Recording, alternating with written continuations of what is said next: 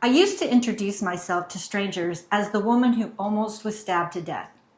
That's not who I am anymore. I mean, the worst thing that happened to you does not have to become your name. Adversity has a way of taking one event, one mistake, one loss, one betrayal, one diagnosis, and trying to turn it into the whole story. You start saying things like, I'm the one who got left. I'm the one who failed. I'm the one who lost everything. Or we're that couple who almost didn't make it. And after a while, you stop describing what happened and you start describing who you are. That's where the damage spreads. Today, we're talking about how to keep a painful chapter from deciding who you become next. Maybe you're watching this by yourself right now, or maybe you're not. But either way, this message is for you. What you're about to hear is lived experience, not theory. I am a licensed therapist in Arizona, but today isn't about that. This isn't therapy, and nothing here creates a therapist-client relationship.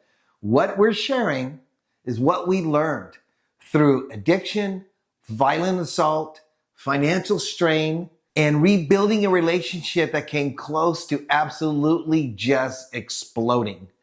We know what it is to have a life hand you a label you've never asked for.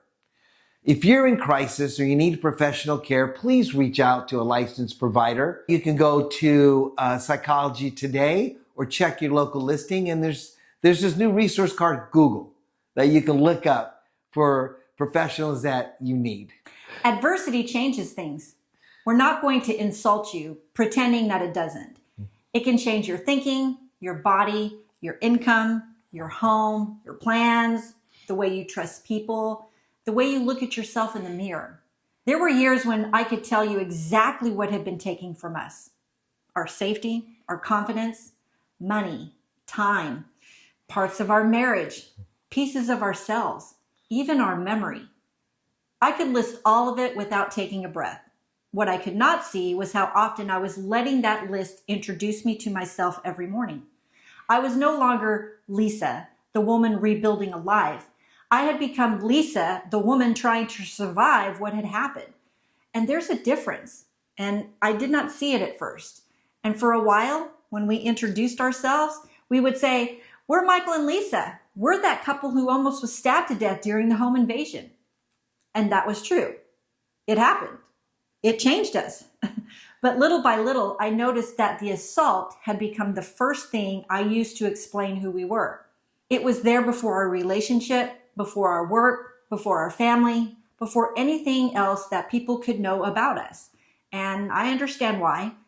When something takes that much from you, it can start to take over the way you talk about your life. And you stop saying, this happened to me.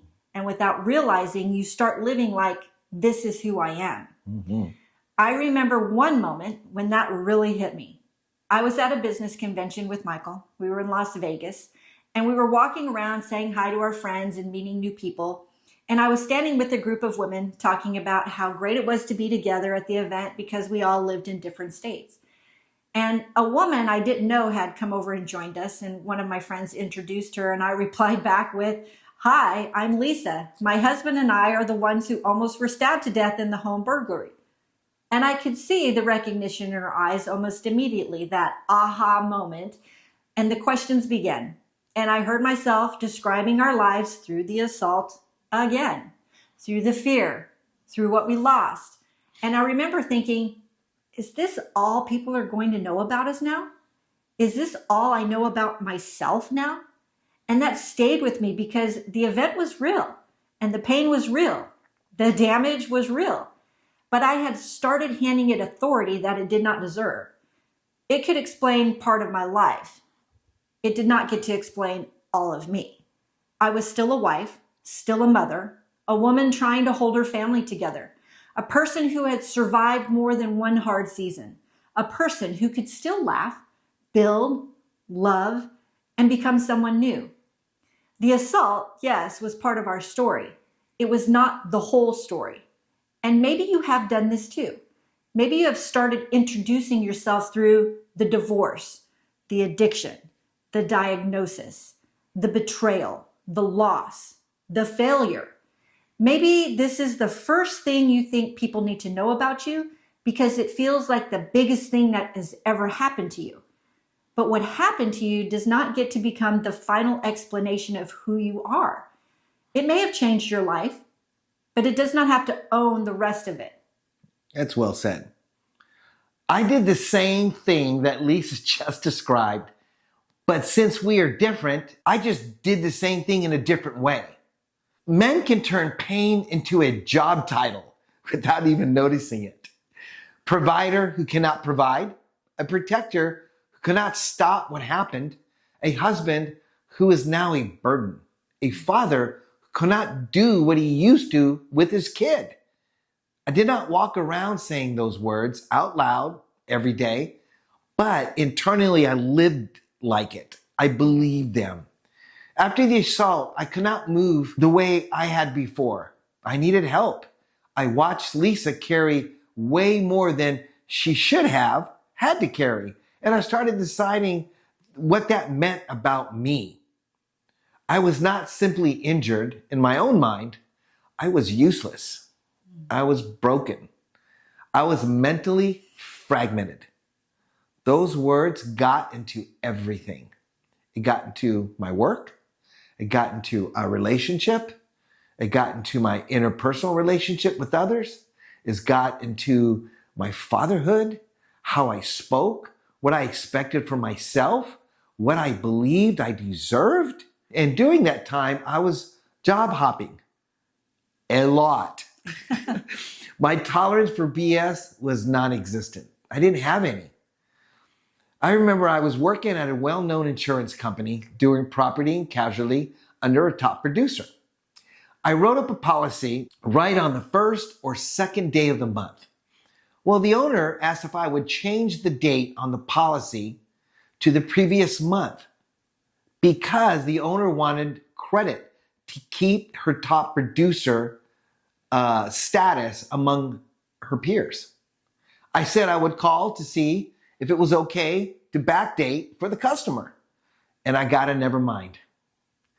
2 days later, I was called into the office with another writing agent who I trained, and I was told it just seems not to be working out anymore, and that they could help me find a better fit. A better fit? My anger went quickly to boiling. I feeling attacked, not understood. I went back and forth with this person until I just gave them a double bird and walked out. I called Lisa, and this wasn't the first time she's gotten a call like that from me during those years. The first thing she asked was, "Do you still have a job?" I said, "No." Here's what finally became clear. What happened to me had changed my circumstances. I was the one turning those circumstances into a verdict on my worth. That part had to stop. There's a difference between acknowledging the damage and building your whole life around it. Didn't know it at the time. Acknowledging it says, this happened. It hurt me. It changed things. I have work to do. Letting it define you says, this happened, so this is all I am now. That's where I was. One tells the truth, the other closes the door. And look, I understand why a person would do it. Sometimes the label feels safer than trying again. If I decide I'm broken, then I never have to risk finding out what I can still do. If I decide that our relationship is ruined, then I don't have to be the first one to reach across the distance and say I'm sorry and try one more time. If I decide I'm a failure, every setback becomes proof, and I never have to expect more from myself again. That may protect you from the disappointment for a while, but eventually, as they say, the check comes due, and it comes due, and the tally is regret, remorse you cannot shake. I had to pay the check, my fault or not. This gets complicated in a marriage or a relationship because two people can go through the same hard seasons and come out carrying completely different meanings. One person may keep things to themselves, and the other may become controlling because control feels like safety. One person may need reassurance. The other may hear that as criticism. One may be trying to hold the family together while quietly resenting that nobody seems to notice how much it costs. And the other may feel ashamed and pull further away because every conversation reminds them of what they are not doing well. That was us in different forms. The assault was not the only thing hurting our marriage. The meanings we attached to ourselves afterwards were hurting it too. I saw myself as the one who had to keep everything moving, and Michael saw himself as the one slowing everything down. Neither of us said it that cleanly at the time. We just were living it. And I remember one afternoon when Michael called me from work. He had been on a conference call with 2 contractors who were arguing over paperwork. To everyone else, it was just another frustrating day at work. But to Michael, it felt unbearable. And he told me, I cannot do this anymore. And again, he quit his job with nothing else lined up. At the time, I couldn't understand it. I was thinking about the bills, our son, how we were going to make it through another setback. Inside, I started carrying the belief that if our family was going to survive, then it was up to me because everything I had to do just to try to keep things moving. And Michael was carrying something completely different. He wasn't trying to leave me with my responsibility or the responsibility of everything. He honestly believed that he was failing at everything. Every job became another reminder that he wasn't the man that he used to be. And neither of us said those words out loud. We didn't know how. And instead, we just started living out those beliefs. I became more controlling because I didn't think that we could afford another surprise. And Michael became quieter because he felt like every decision he made disappointed someone. And the more I pushed to keep life together, the more he withdrew. The more he withdrew, the more convinced I became that I had to carry everything myself. Now, looking back, quitting that job, it wasn't the biggest problem. The bigger problem was what we believed it said about us. I thought I had to become the one who carried the whole family. Michael thought he had become someone who couldn't be counted on. And those labels quietly stole our friendship long before we realized they were. It wasn't until years later that we understood that we weren't fighting each other. We were both fighting the stories that we started believing about ourselves. And until we challenged those stories, our marriage kept paying the price. And we had to stop talking to each other like the worst season had already decided who we were. I had to stop seeing Michael only through what he couldn't do. And he had to stop assuming my strength meant that I did not need care. It wasn't one big conversation. It was catching the little eye roll, the silence, the automatic assumptions, and choosing not to use the past as evidence in every new disagreement. You know, when you keep telling your spouse directly or indirectly that this is just who you are, this is just who I am, eventually they stop believing anything can change. The same is true in the way you speak to yourself. Yeah. And what I had to come to terms with, and I had to accept, is that adversity can leave a mark without being allowed to write your name on it. I still have physical effects from that night. I still have memories I don't choose to remember. We still carry consequences from decisions in the seasons that cost us, clearly. None of that disappeared because we changed our thinking. But I stopped letting the damage make every decision for me on a daily basis. I could be injured and still be useful. I can be injured and still be useful. I could be afraid and still show up. I could have failed, and I have, and we have, but I can continue. I could have been fired before and could still keep my work today. And side note, I haven't been fired in a long time. I could have a past without continuing to live under its authority. That is not denial. That is taking back responsibility for my part of life that are still in my hands. A telecom company I worked for was doing layoffs, and I volunteered to leave with nothing lined up. I couldn't take one more day of work that felt meaningless. I ended up in life insurance sales, working directly with people I've never done before, going into strangers' homes, sharing a presentation. But I remember the first time a client thanked me for helping them get covered with life insurance when they thought they couldn't afford it, something clicked. It felt real, not mundane, not meaningless. I wasn't chasing a title anymore. I was chasing that feeling. We're still at it today, and it's helping people. I did not need one giant victory to prove I was no longer helpless. I needed evidence, real evidence. I needed to do something I said I would do. Then I need to do it again.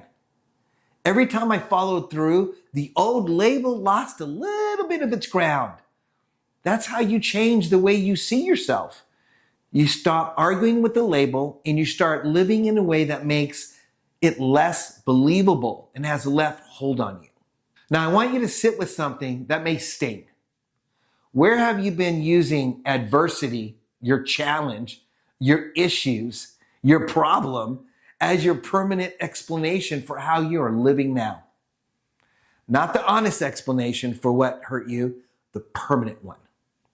No one that keeps excusing the same behavior, the same distancing, the same broken promise, or the same lowered standard. How long are you willing to let one chapter keep writing the rest of your book? Don't answer quickly. Let it marinate within you for a little bit. And before shame jumps in, hear this clearly. You may have had to survive in ways that you are not proud of. You may have been worn down. You may have carried something far longer than other people even understand. And that does not make you weak. It does not mean you should be further along than you are. It means this is the place that you're working from. You're allowed to get help. You're allowed to take time. You are also allowed to decide that that pain will not keep choosing who you become. Here's what we want you to do this week. Write down the label that you have been carrying since that hard thing happened. Maybe it's, I failed, I'm damaged, I cannot be trusted, or our marriage is too far gone. Then write one action that proves that label does not get the final say. So if you think you're unreliable, keep one promise. If you think you're weak, do one hard thing.